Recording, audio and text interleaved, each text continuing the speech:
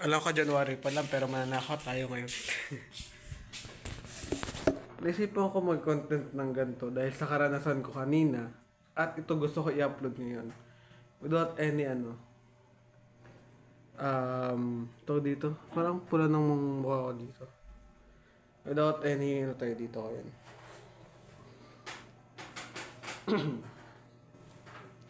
Sobrang dami ko nang naikwento sa iyo na creepy experiences ko katulad na lang before. Hindi ko na i-elaborate, panoorin nyo na lang yung mga iba kong videos. Which is, una, yung sa scout yung scout ako ng LM. Tapos no scout din ako nung grade 10. Pangalawa is nung boys ka tuloy. Pangalawa nung kailan ba? Nung bata pa lang ako. Then ang dami na para sa church, ganyan. Ngayon, bibigyan ko ulit kayo ng mga nakakatakot na kwento na naranasan ko currently sa buhay ko. Siyempre, karanasan ko nga, alam namang karanasan ko sa buhay ng ibang tao, di ba? Alam ko before or nung pagpalo ata ng New Year, ay nung nakalimutan ko kung kailan to, pero before, teka lang, isipin ko yung mga creepy na pangyayari. Before,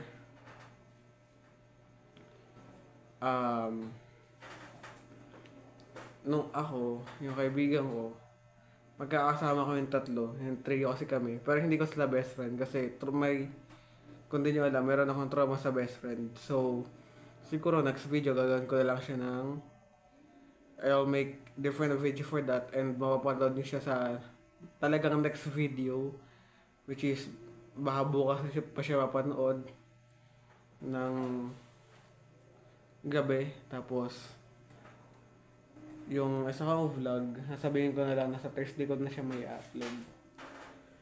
Then going back, tatlo kayo mag-aasama nung time na yun. Alam ko tanong time na yun. Ang nangyari nun is nasa tricycle kami. Tapos, nanonood kami. Yung cellphone ko, low bat ata siya. Basta, ayun. Kanina tuloy. Nung time na yun, nung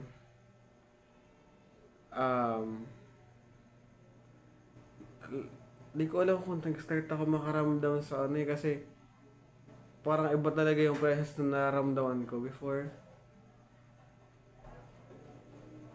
Nung nasa loob kami.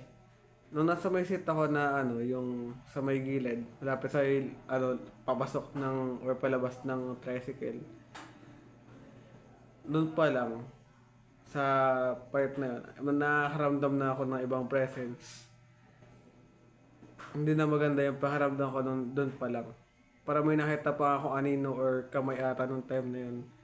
And lumipat ako ng lugar. Tapos nung time na yun, alam niyo yung sa may malapit sa may Manibela. Nung time na nandun ako, para nakarinig ako ng tumatakbo. May tumatakbo sa may likuran ko. Akala ko may magugulat sa akin. Magugulatin kasi ako. Tumingin ako sa gilid-gilid. Wala naman, tao. Ito pa.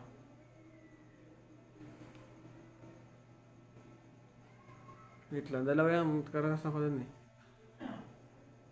Or doon ata ako nakakita ng kamay na something. Basta dalawa yung karanasan ko doon na nakakatakot. Nakakarinig ako, nakakakita. Ganun. Eto rin, nung mga nakaralan din to. Hindi ko alam kung mas to na ba yun or ito. Pero parang may naramdaman ako sa kamay ko. Yung karanasan ko naman nun, iihi ako. So ako, dahil iihi na ako that time, syempre mga lalaki ko, saan lang umiihi, di ba? Ako, iihi dapat ako sa sa may lumang bahay kasi sa amin. Doon dapat ako iihi. Syempre hindi sa loob. Kasi yung loob nun, nakakatakot. At the same time, medyo mabaho ata doon. Hindi ko alam din na kasi ako nakapasok doon as of now. And, yun. Syempre, medyo creepy na nga yung lugar. Papasokin ko pa, di ba? So, sa may gilid nun. Kasi, yung gilid nun, ito yung lumang bahay. Sa may gilid nun, may papasok. Papunta ng parang farm. Nandun yung mga gulay-gulay, may mga manok, kalapate, ganyan. Habang umiihi ako, habang umiihi, padaan pa lang ako, meron ako nakita ang kulay puti na na ilaw. May nakita akong puti. Pangatlo, nakwento ko, ito, before lang siya nangyari sa akin. Ito yung time na nag-ano kami ng mga pinsan ko ng we listen and we don't judge. Yung pinsan kong isa, aalis siya.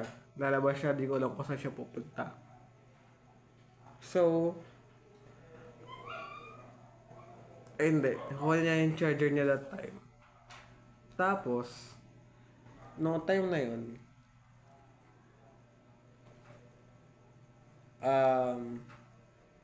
akala ko nakabalik na siya.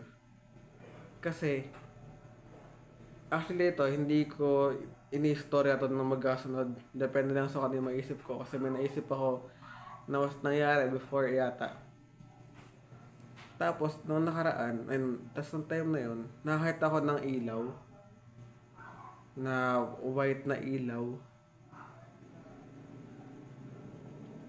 Tapos, mamaya-maya, yung pinsan ko na isa, so ako na lang mag-isa. Pero medyo yan pa siya dun, sa may, andito pa lang siya.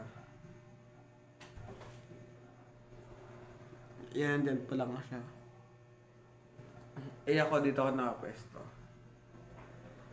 Yan.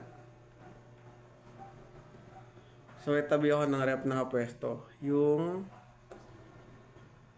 rice cooker, kung nakita nyo man, wala yan dyan. Nasa binaba ko yan.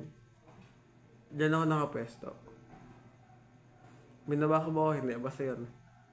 Tapos, parang may naramdaman akong malamig sa paa ko. Akala ko may pusa or may aso, kaya tinignan ko sa ilalim. Kasi parang may nakita rin akong kulay itim. Pero wala. Sabi ko nga, pinaprank lang ba ako ng pisang o or ano. Ito. Yung folder ba yun? Basta grade 11 pa ako ata, grade 10. Basta dati to. Meron akong portfolio or folder. Tapos, yung time na yun, grabe siya that time. Ang nangyayari, di ko alam kung ano yung ginagawa ko nun. Pero nakita ko, kasi walang hangin. Wala ko electric pan eh. Walang hangin. As in, wala ko naramdaman hangin. Yung naka-standby na yun, yung nakatayo lang na folder, bigla siyang na-slide. Which is, it creeps me. Hindi naman ako natakot doon kasi di naman nga ako takot sa multo. Kasi sanay na ako makakita. Pareho nga. Sobrang nakakatakot. Kasi ba? Hindi ako natatakot, uy. Nung time na yun, yung time na yun, ayun na yun. Tapos ito pa. November 1 ata to. I guess. Kasi may prayer meeting kami nito. Umaga. Parang kinakausap ko si mama. Pero nung nagtanong ako sa lola ko, sabi ko, nasan si mama? Umalis daw. Sabi ko, anong oras? Tapos si Nan sabi niya, umalis siya ng mga alas 2 ng madaling araw. Isipin mo, sino ba yung nakakausap ko? Di ba? Ito pa. I-reset ko lang siya na ano sa akin eh. Habang kanina, ito yung dahilan ko ba't ako naparecord ng ganito. Nakadapa ako sa may kwarto ko. Nanonood. At alam nyo ba, meron akong naramdamang something sa paa ko na parang may something doon. Parang may paa. May naramdaman din akong paglubog ng palm ko. Isakala ko andun si mama kasi since parang si mama sinarado niya yung ilaw. Sinarado yung ilaw. Pinatay niya yung ilaw. Akala ko si mama. Kasi siya lang naman yung pumapasok sa kwarto ko. Akala ko ang gagawin niya, hiramin niya yung cellphone ko para mag-block blast. Kasi Saturday, kung di ako nagkahamali, Saturday, hinaram niya yung phone ko. Actually, ang weird dun, ano lang hindi ko alam. Pero actually, ito, may ano ko eh, soft-hearted ako. Tapos, naiisip ko kasi, palatastas, palatastas, patalastas. Commercial. Commercial lang. Saturday, kinuha ni mama yung phone ko para mag-block blast habang nag-iigib siya. Ako, nagulat ako kasi, nasa na yung cellphone ko. Kinuha pala ni mama. Kinuha ko yun, time na yun. Sunday, nagulat ako, hindi naman siya nag-reset actually. Pero biglang nagkaroon ng mga tapos nakita ko, parang nawala yung 17K ko. Ewan ko, pero parang sa isip ko, naawa ko kay mama kasi baka iniisip niya, parang nag-guilty siya, nakasalanan niya na ang tawag dito. Bakit parang na-reset, nag-zero, ganito, ganyan. Wala, ewan ko. Asawa ng utak ko siguro or hindi ko alam bakit ganun yung na-feel ko kay mama. Tsaka tanong ko lang.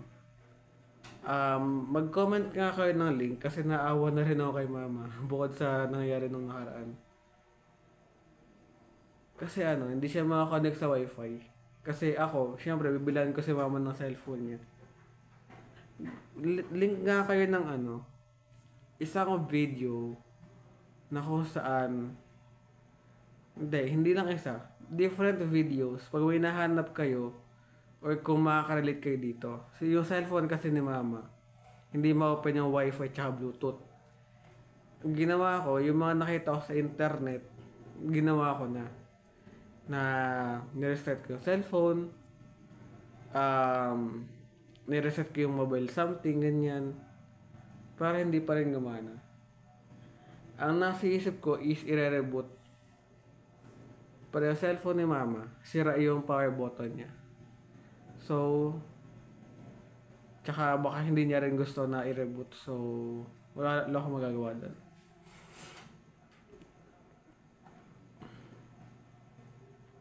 Pero before actually, nakakonect naman siya sa akin. Nagulat ako, bakit ayaw nang mag-connect? Bakit ayaw nang mag-wifi, ganun. May wifi kami, bakit si mama hindi makakonect? So sayang naman at naawa na rin ako. Kasi siya, maglo-load kapag gusto niya at ayun. Ito, naisip ko na to. Before din siya. Last na ba to? Kasi may bagyo na ito. Tapos, nung time na yun, may parang may nakita ako anino Naglalaro kasi kayo. Parang sa may likod ko, nakakita ko ng anino dito. Dalawa pa lang kami nun. Pero nung dumami kami, parang may nakita na naman akong anino nung kinapagalan ako, natulala.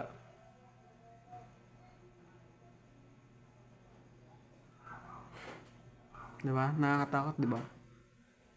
Ewan ko kung may mga creepy experiences pa ako kasi ito lang yung nasa isip ko ngayon na mga bago na hindi ko pa naikukwento sa inyo.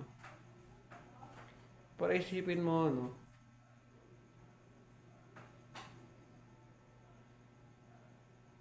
Tatanong ko lang din, bakit ba yung mga nagpaparamdam na kaluluwang ligaw na sinasabi nila? Ba't karamihan nang hihingi ng hostisya? Eh hindi naman ikaw yung pumatay sa kanila. Tas nangiiyak, umiiyak kapag gabi. Ba't nang bubulabog? Ha? Tsaka yung iba, sobrang aggressive na mga ano. Bakit kailangan magmula? Bakit kailangan iba't yung mga gamit-gamit? Ba't kailangan manira? No? Ba't ganon? Di ba? Pagod na ako. I-edit ko na to.